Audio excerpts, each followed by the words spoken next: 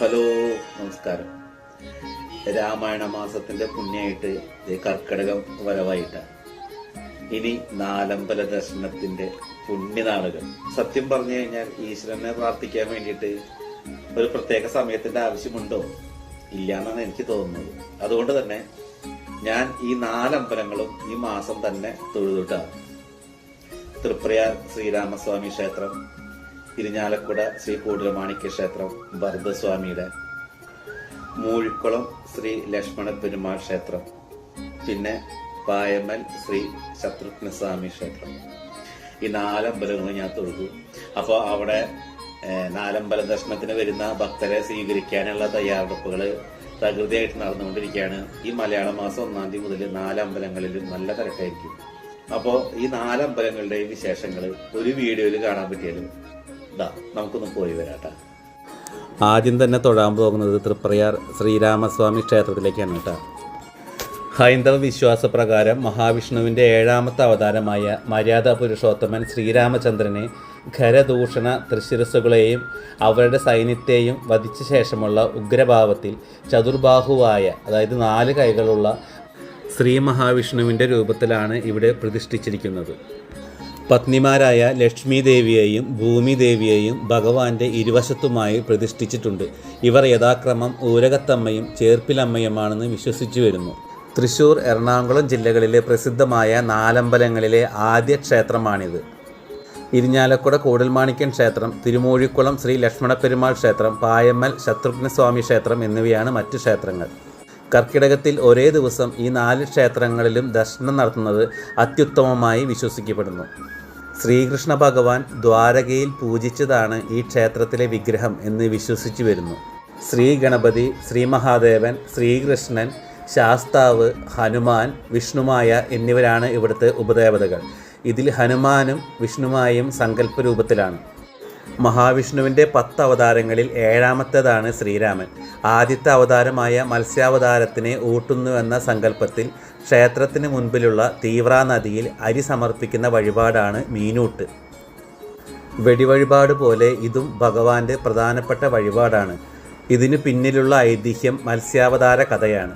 ഭഗവാന്റെ ആദ്യാവതാരമായ മത്സ്യം പിറവിയെടുത്തത് തീവ്ര നദിയിലാണെന്നൊരു വിശ്വാസമുണ്ട്. ഭക്തരുടെ അന്നം സ്വീകരിക്കാൻ ഭഗവാൻ മത്സ്യരൂപം ധരിക്കുന്നു എന്നും വിശ്വസിക്കപ്പെടുന്നു.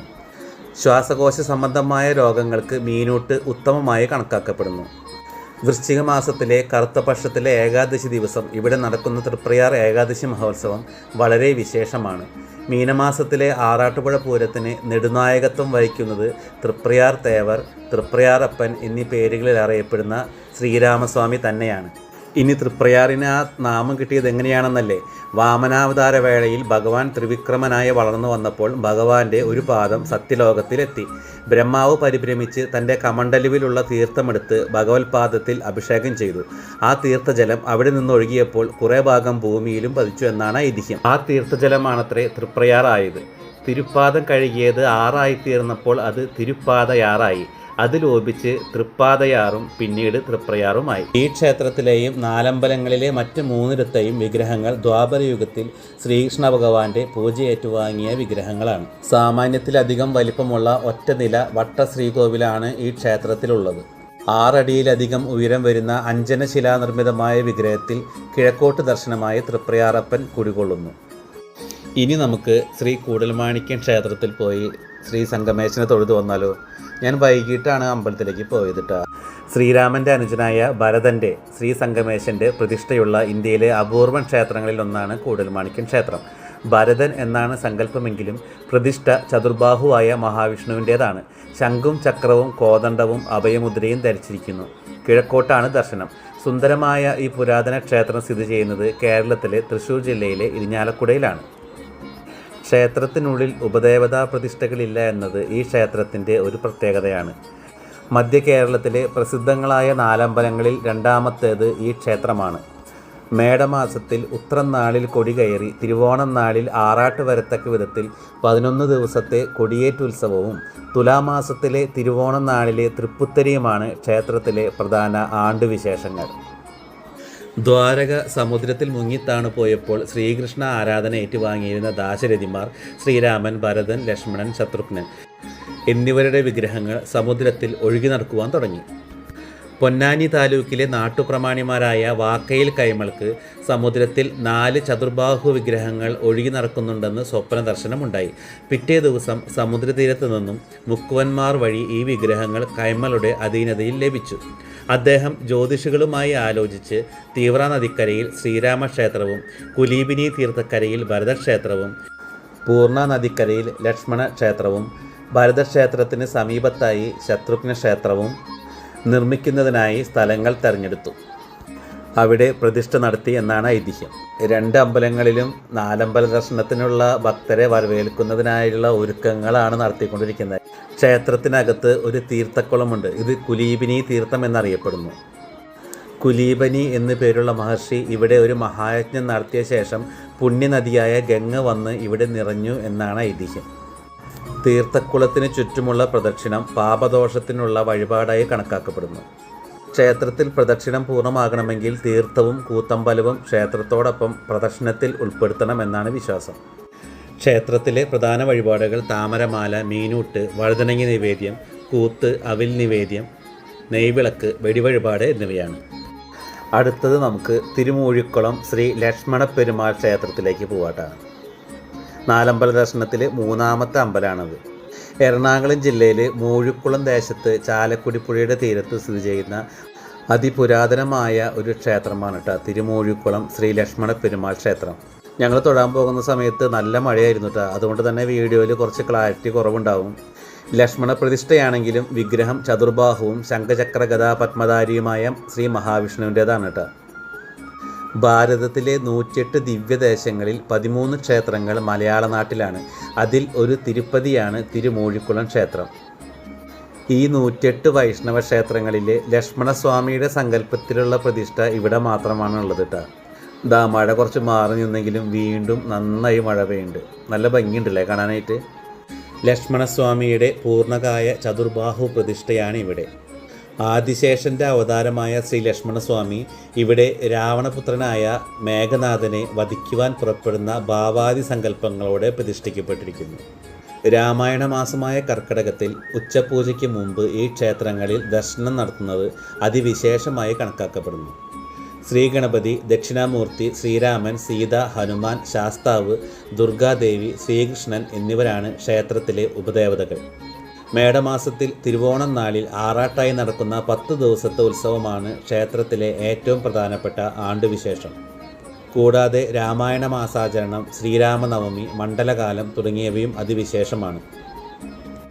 തമിഴ് വിശ്വാസമനുസരിച്ച് വനവാസക്കാലത്ത് ചതുരംഗപ്പടയോടുകൂടി ഭരതൻ ശ്രീരാമനെ കാണാൻ വന്നപ്പോൾ തങ്ങളെ വധിച്ചു അയോധ്യ എന്നേക്കുമായി കൈക്കലാക്കുവാൻ വന്നതാണെന്ന സംശയത്തോടെ യുദ്ധസന്നദ്ധനായ ലക്ഷ്മണനെ ശ്രീരാമപാദങ്ങളിൽ നമസ്കരിച്ചു അയോധ്യയിൽ വന്നു രാജ്യഭാരമേൽക്കണമെന്ന ഭരതൻ്റെ അപേക്ഷ പശ്ചാത്താപ വിവശനാക്കി.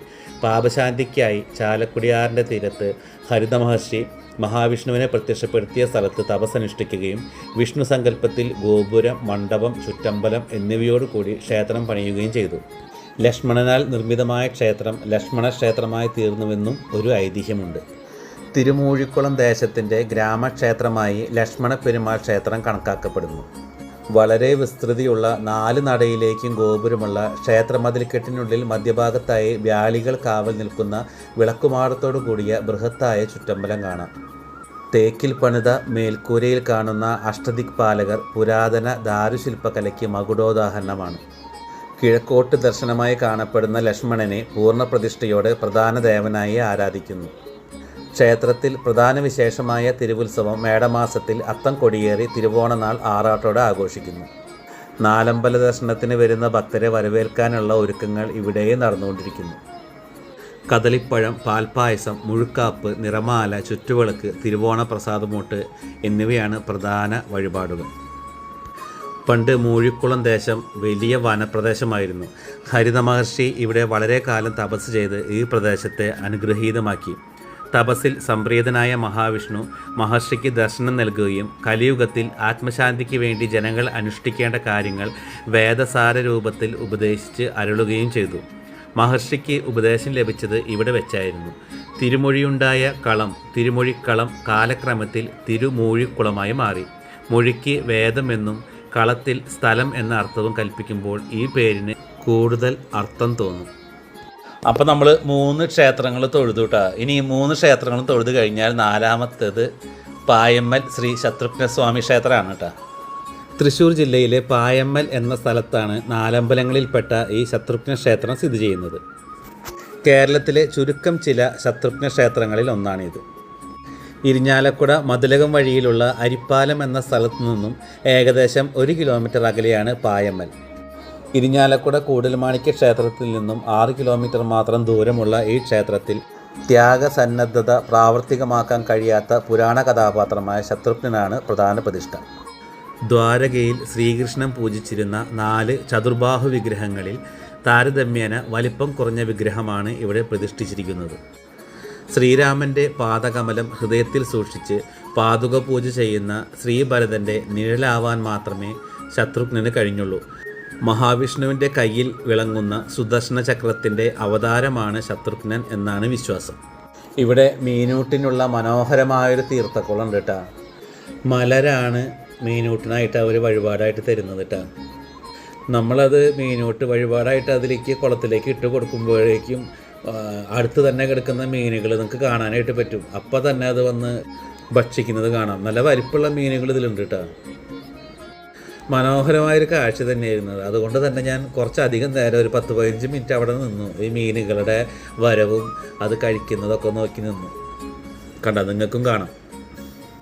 ആദ്യകാലങ്ങളിൽ പായമ്മൽ ഗ്രാമം സാത്വിക കർമ്മങ്ങളുടെ അഭാവം മൂലം ചൈതന്യരഹിതമായിരുന്നു. ടിപ്പുവിൻ്റെ പടയോട്ടക്കാലത്ത് ക്ഷേത്രത്തിൻ്റെ സങ്കേതത്തിൽ വലിയ നാശനഷ്ടങ്ങൾ സംഭവിച്ചു. ജീർണാവസ്ഥയിലായ ക്ഷേത്രത്തിൽ ഗ്രാമീണരുടെ ഉത്സാഹം കൊണ്ടാണ് പൂജയും ഉത്സവമൊക്കെ വീണ്ടും ആരംഭിച്ചത്. ചതുരാകൃതിയിലുള്ള കരിങ്കല്ല് കൊണ്ട് നിർമ്മിച്ച ശ്രീകോവിലിലാണ് ശത്രുഘ്നൻ്റെ വിഗ്രഹം സ്ഥാപിച്ചിരിക്കുന്നത്. ശ്രീകോവിലിൽ ശത്രുഘ്നമൂർത്തി മാത്രമേയുള്ളൂ. ശ്രീകോവിലിന് തെക്കു പടിഞ്ഞാറായി കിഴക്കോട്ട് ദർശനമായി ഗണപതിയുണ്ട്. മുഖമണ്ഡപത്തിൽ ഹനുമത് സാന്നിധ്യവുമുണ്ട്. പണ്ട് ഇവിടെ സ്ഥാപിച്ചിരുന്ന പഞ്ചലോഹ വിഗ്രഹം കണ്ടെടുക്കുവാനുള്ള ശ്രമങ്ങളൊന്നും വിജയിച്ചില്ല. ഈ വിഗ്രഹം ക്ഷേത്ര സമുച്ചയത്തിന് പിന്നിലുള്ള കുളത്തിൽ ഉണ്ടെന്നാണ് വിശ്വാസം. ഇന്ന് സ്ഥാപിച്ചിരിക്കുന്ന കരിങ്കല്ല് കൊണ്ടുണ്ടാക്കിയ വിഗ്രഹവും ഒരു പ്രത്യേക ദൈവിക ചൈതന്യം തുളുമ്പുന്നതാണ് എന്നാണ് പറയപ്പെടുന്നത്. 4 അമ്പലം ചുറ്റാൻ പോകുമ്പോൾ പോകുന്ന 4-മത്തെ ക്ഷേത്രമാണിത് കേട്ടോ. ഈ ക്ഷേത്രത്തിലെ ഏറ്റവും പ്രധാനപ്പെട്ട വഴിപാടാണ് സുദർശന പുഷ്പാഞ്ജലി. ശത്രുദോഷ ശാന്തിക്കും ശ്രേയസ്സിനും ഈ പുഷ്പാഞ്ജലി ഫലപ്രദമാണ് എന്നാണ് വിശ്വാസം. ഇവിടെയും 4 അമ്പല ദർശനത്തിന് വരുന്ന ഭക്തരെ വരവേൽക്കുന്നതിനുള്ള എല്ലാ തയ്യാറെടുപ്പുകളും തകൃതിയായിട്ട് നടന്നുകൊണ്ടിരിക്കുകയാണ് കേട്ടോ. അപ്പോൾ എല്ലാവർക്കും എൻ്റെ ഈ 4 അമ്പല വീഡിയോ ഇഷ്ടപ്പെട്ട് കാണുമെന്ന് വിശ്വസിക്കുന്നു. 4 അമ്പല ദർശനത്തിന് മുൻപുള്ള ഒരു മുന്നൊരുക്കത്തിന് നിങ്ങളെ ഇത് സഹായിക്കുമെന്ന് എനിക്ക് പൂർണ്ണ വിശ്വാസമുണ്ട്. അപ്പോൾ എല്ലാവർക്കും ശ്രീരാമസ്വാമിയുടെയും ശ്രീ സംഗമേശൻ്റെയും ശ്രീ ലക്ഷ്മണ പെരുമാളിൻ്റെയും ശ്രീ ശത്രുഘ്നസ്വാമിയുടെയും അനുഗ്രഹങ്ങൾ വേണ്ടുവോളം ഉണ്ടാവട്ടെ.